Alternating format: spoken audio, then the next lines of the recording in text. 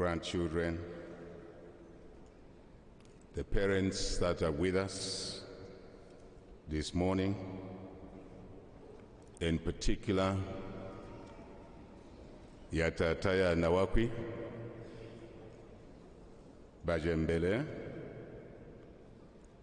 Vaina Jeff Hambulo, our parents. These are our parents, all of us. Let me acknowledge also my brother of a long time, Mr. Clement Mugala, is part of the family, bereaved family, and indeed, if I may simply say, the Siwakwi and Hambulo families. May I acknowledge the Royal Highnesses that may be amidst us here today.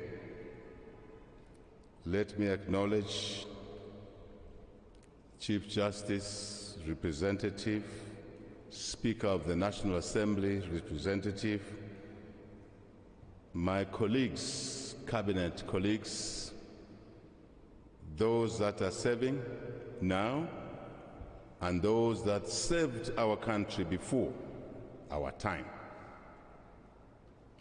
And that includes our sister lying here in that respect. Let me also acknowledge the Secretary to the Cabinet, service chiefs, our church leaders, who always are there to calm the situation down. And that's a fundamental great role they've been playing in this particular building. Many of us remember in 1989, 1990, it was this church that brought the nation together through the leaders, our leaders of the church. We do acknowledge your role, your great role. May I acknowledge members of our UPND, the party, the alliance partners. Let me acknowledge Mr. Chifumu Banda, Deputy President of the FTD. Indeed, my colleagues in the opposition, all of you, we acknowledge your presence here today.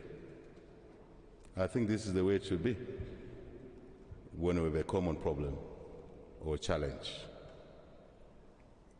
Let me acknowledge members of parliament, mayor, members of parliament, councillors, other leaders. I do believe that we have members of the diplomatic corps here with us, and indeed all our former leaders. Our sister had a long political career, and she interacted with a lot of leaders, political leaders, civic leaders, and we acknowledge all of you. If I may say, just fellow mourners, and I want to extend gratitude to the media who are always here to cover incidences, situations like this without tiring. We appreciate your role in our community and beyond our community. It's my duty on behalf of our government, on behalf, constitutionally, the people of Zambia, to offer our sincere condolences to the Siwakwi Hambulo families for the loss of our sister, Madam Edith Zewelani Nawakwi Hambulo. We want to share with you the sorrow. We want to share with you the grief that you are going through, which is also the grief that the nation is facing. Today, we pay our tribute to our sister, Edith Nawakwi, as we heard from many of the messages that have been given. Our church leaders, the children, and others who read the scriptures today, that it's time for everything. Time to be born for her in Mwenzo Mission, in Nakonde. For many of us here, born in different places, as God chooses where we get born. We don't have that choice. The time to live our lives, the time to die. So we want to celebrate our sister's birth in Mwenzo, Yatataya Swakwi, and the family for raising her. She, like me, we villagers get raised in a certain way. We appreciate the role that the parents play to raise the children of Zambia. All of the children of Zambia, across the 10 provinces, 116 districts, and truly 156 constituencies. All citizens of Zambia, equal citizens of Zambia. Thank you to our families for raising the nation. I must also say we remember and pay tribute to our sister in many ways, from different angles, because that's what a human being is. It depends on which angle you knew them, associated with them, what role they played in society at a particular stage of their life. All of the descriptions that we've heard here in this church today are correct, because it's really from the angle one speaks from. But let me take the duty to thank our sister for her contributions to our country, our beloved country, Zambia. As a professional at energy, we've heard her role, her contributions. As a public servant, elected public servant, as a member of parliament for Nakonde, for Munali, as a minister in our government, that time, government of the MMD, post the 1991 elections, in energy, agriculture, finance, labor. We've heard it already. So I want to thank her for the role she played in moving our country to the next level. For us who are in leadership today to have inherited a country in a multi-party situation from a one-party state dispensation. So thank you, our sister, for what you did. She was in opposition, as we have heard from Mr. Banda, over a long period of time. At some point, we were in opposition together. Actually, at one point, we had an alliance called UDA, which consisted of 3 political parties. UNIP, FDD, and UPND. So we interacted there. But for all of that, we appreciate her contributions. Let me move quickly. Now she's not with us. She's gone. And we heard from those who read the scriptures that none of us have the power to determine, to choose when we go. Only God has that power. When we die, only He knows. How we die, only He knows. Absolutely. And because death is a mystery beyond us humans, we cannot decide how God wants us to go. And thank you to the family. We must all know that we are on this road. It's a question of when. I think the important thing is that when we've lost a colleague like her,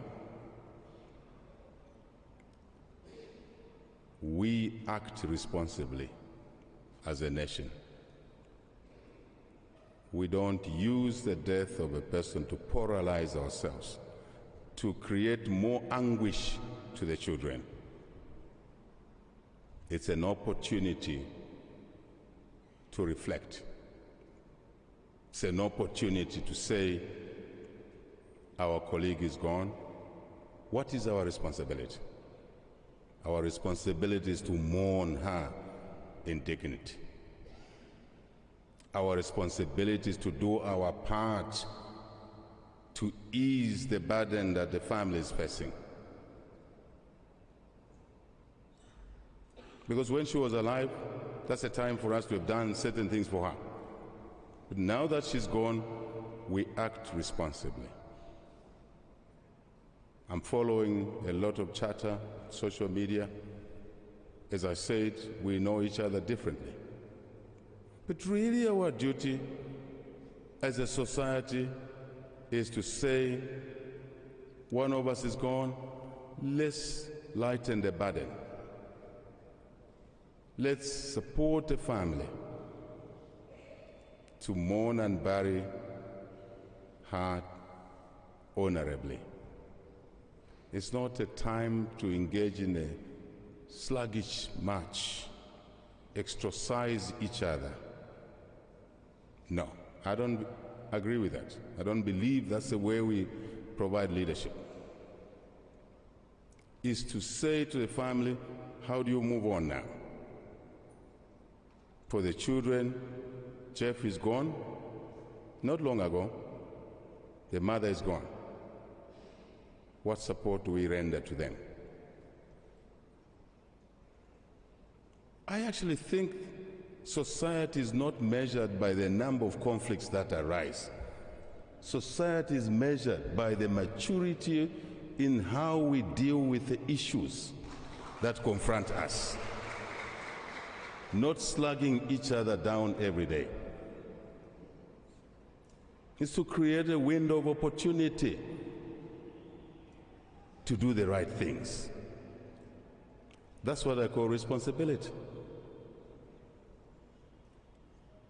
Is to reflect. It is also, I want to agree with Mr. Banda. Dialogue is the utmost expression of maturity. Because conflicts arise in society, even husband and wife. The conflicts arise. The question is that how do we handle conflicts or differences? Differences don't mean enmity. Political party competition does not mean enmity. It means competition to serve the people. I had decided not to cover this issue, but I thought I should, in a way, attend to what Mr. Chifumu Banda has said, so that the coin has two sides, we understand the coin correctly. But we agree that dialogue is the way we should solve our problems at all times. When we fail to do that on our own, we seek the help of others. Then we'll be called a civilized society, not a society in perpetual conflict. It's an opportunity to turn a new page, to learn our lessons. I want to agree with Mr. Banda, Chifumu Banda. This government has doors open for dialogue. Let's exercise that opportunity. Let's use that opportunity to dialogue, but dialogue maturely. You can't come to the table of dialogue through insults. It's not possible. So I want to use this opportunity to respect our sister, all of us, to honor her. And after the funeral, I think we should reach out to each other to dialogue. I'm responding to what my brother, Mr. Chifumu Banda, said. But for now, let's mourn our sister in dignity. Let's do what civilized people do. Let's offer warmth to the children, grandchildren, and to the old parents. 100 years. I hear Nawakwi is 100 years. Yatatayas what? 100 years. And in Ahambulo, she's not young as well. I want to close by once more to offer our sincere condolences to the family, and that we would like to remain engaged. I said to Clement, let's remain engaged. The funeral in our customs do not end on the burial day. The funeral continues, and different things need to be attended to. So let's keep our contact and do what is honorable for us to do. I want to thank the people of Zambia for keeping our country together, even in difficult times, especially last year when we had the worst drought in living memory. Our people remained calm. And it's our duty to thank them. It's also our duty to act correctly so that when the next drought comes, we will still be in a position to have learned our lessons to do what is right for our people. Otherwise, I thank the family for allowing me to speak here. Truly, I mean that. And the church for hosting us. God bless us all. Thank you.